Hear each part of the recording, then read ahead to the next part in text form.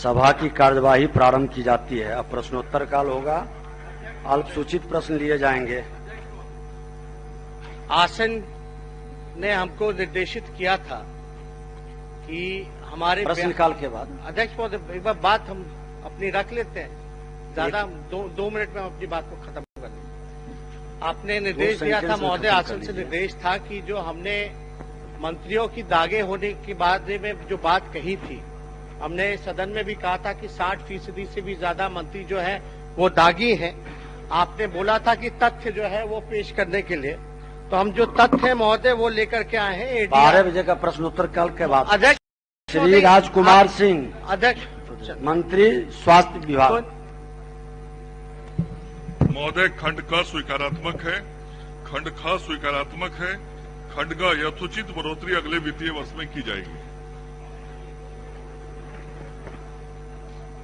श्री मुकेश कुमार रोशन,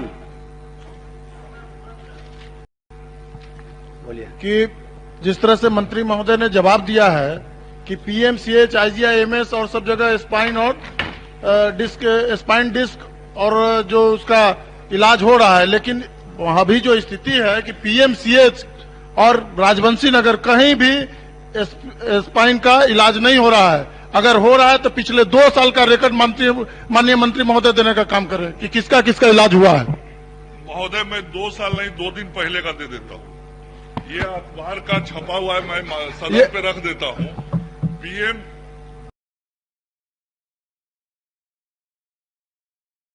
रीढ़ की 2 हड्डियों के बीच की खिसक गई थी डिस्क, पीएमसीएच में निःशुल्क सर्जरी, ऑपरेशन से ठीक की गई स्लिप डिस्क की समस्या। महोदय, ये 2 दिन पहले का ये अखबार में माननीय सदस्य यदि की क्या कमी है वो माननीय मंत्री महोदय भी जानते हैं कि वहां पे स्पाइन का कौन ऐसा डॉक्टर है। हड्डी का डॉक्टर और स्पाइन का डॉक्टर दोनों अलग अलग डॉक्टर होते हैं। मैं भी डॉक्टर हूं और मुझे भी पता है कि हर डॉक्टर का अलग अलग विशेषता होता है। महोदय, ये तस्वीर छपी हुई है, स्लीप डिस्क का ऑपरेशन जिन डॉक्टरों ने किया है, ऑपरेशन करते हुए ये फोटो तस्वीर छपी हुई है। मैं सदन के पटल पे रख रहा हूं, माननीय सदस्य इसको देख लें।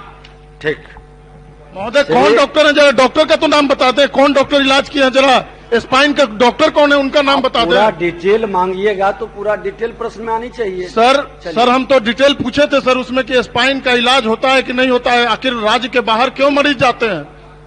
अब इससे ज्यादा सबूत क्या दे सकते हैं अध्यक्ष जी? मैंने 2 दिन पहले का जो ऑपरेशन हुआ उसका कागज मैंने समाचार फोटो सहित रख दिया सदन के पटल पे। श्री पवन कुमार जायसवाल, पूरक पूछिए। मेरा जो प्रश्न है 102 एम्बुलेंस से जुड़ा हुआ है।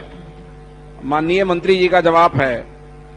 मेरा ये कहना है कि पूर्वी चंपारण जिला में माननीय सांसद राधा मोहन जी का 9 एम्बुलेंस, रामा देवी जी का 3, ढाका विधायक का 2, सुगौली एसपीएससीएल का 5 और संजय जायसवाल जी एमपी का 4, ये 23 एम्बुलेंस है। कुल 45 एम्बुलेंस मोतिहारी जिला में चल रहे हैं जो फाउंडेशन कंपनी को दिया गया है। और सांसद विधायक का जो एम्बुलेंस है उस पर भी 1.5 लाख रुपया प्रति महीना उठाव करता है सम्मान फाउंडेशन। अध्यक्ष महोदय, ये वित्तीय अनियमितता का मामला है और जिन मंत्री जी का जवाब है कि उसका टैक्स फेल नहीं है, मेरे पास पेपर है, हम ये दे रहे हैं महोदय, इसको शामिल कर लिया जाए। ये जो BR01PF1119 है, ये गाड़ी का रोड टैक्स फेल है। इस गाड़ी का एज जो 6 साल 6 महीना का एज है, ये 1 साल समाप्त हुए हो गया और ये सारा गाड़ी चल रहा है। पूछने के बजाय डिटेल में रह जाइएगा, आगे बढ़ेंगे। अध्यक्ष महोदय, पूरक ये है कि माननीय सांसद विधायक मत का जो एम्बुलेंस है उसका संचालन कंपनी के द्वारा किस नियम के तहत किया जा रहा है, जबकि उसके एग्रीमेंट में ये शामिल नहीं है।